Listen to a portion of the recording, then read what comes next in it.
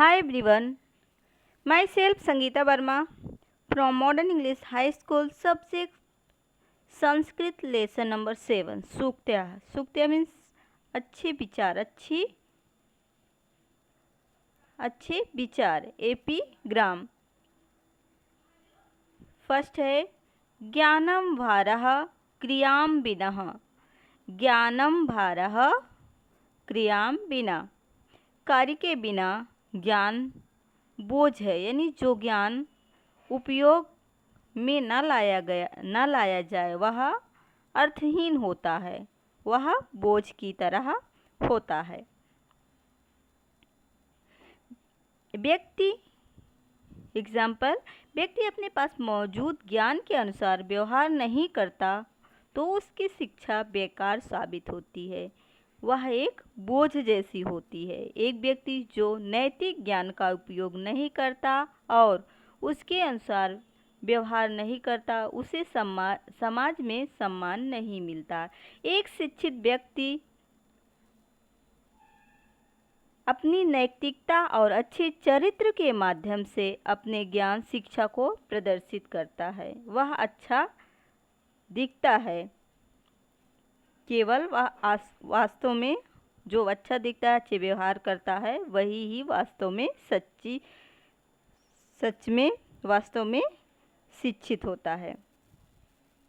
दूसरा है जननी जन्मभूमि स्वर्गादपि गरी असि. जननी जन्मभूमिश्च स्वर्गादपि गरी असि. जननी मीन्स माँ. जन्मभूमि जहाँ हम जन्म लेते हैं, जन्म स्थान. स्वर्गादप यानी स्वर्ग से भी. गरी अस्ति यानी श्रेष्ठ है. माँ और मातृभूमि स्वर्ग से भी बड़ी है. एग्जाम्पल, दुनिया में माँ के समान कुछ भी खोजना मुश्किल है. सच बताना, ऐसा करना असंभव है. जिन लोगों को माँ का प्यार मिला है वे भाग्यशाली हैं. यहाँ तक कि स्वर्ग से प्राप्त होने वाली खुशी भी माँ के प्यार से कम नहीं है. वैसे ही जैसे हमारी मातृभूमि भी वैसे ही हमारे लिए प्रिय होनी चाहिए. जहाँ पर हम जन्म लेते हैं और पलते हैं वह भी मातृभूमि के समान ही है. इसलिए कहा गया है जननी और जन्मभूमि दोनों स्वर्ग से भी श्रेष्ठ हैं. थर्ड नंबर है आपदी मित्र परीक्षा. आपदी मीन्स कठिनाई, मुश्किल के समय में ही दोस्त का परीक्षण होता है. दोस्त कैसा है, अच्छा है, बुरा है, मेरा दोस्त है नहीं, इसका परीक्षण जो होता है इसका पता हमें दुख के समय में ही चलता है. आपदी मित्र परीक्षा, कठिनाई के समय में ही सच्चे दोस्त का हमें पता चलता है. एग्जाम्पल, एक सच्चा दोस्त अच्छे या बुरे समय में कभी भी आपका साथ नहीं छोड़ेगा, वह हर समय आपका साथ देगा.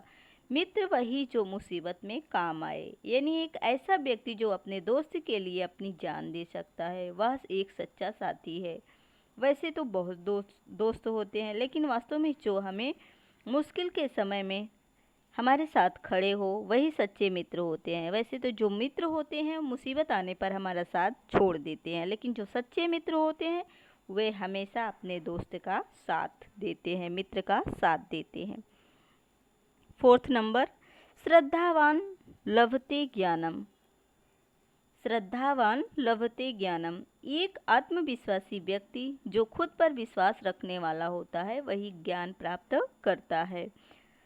एग्जाम्पल, जो व्यक्ति केवल विश्वास और आत्मविश्वास रखता है वह अपने शिक्षक से, गुरु से ज्ञान प्राप्त कर सकता है. फिफ्थ नंबर, बुद्धि यस्य बलम तस्य. बुद्धि यस्य बलम तस्य, व्यक्ति जिसके पास बुद्धि है वही बुद्धि भी है और ताकत है. व्यक्ति जिसके पास बुद्धि है वही सबसे बड़ी ताकत वाला है, सबसे ज़्यादा ताकत वाला है. एग्जाम्पल, एक कहानी है. एक जो शेर होता है और एक खरगोश होता है, वो आपने सुना होगा. उसमें कैसे शेर जो होता है उसको खरगोश उस पानी में डाल देता है, कुएं में डाल देता है अपनी बुद्धि के द्वारा। एक एक व्यक्ति की बुद्धिमत्ता उसकी सच्ची ताकत होती है। शारीरिक शक्ति से मानसिक शक्ति हमेशा मजबूत होती है।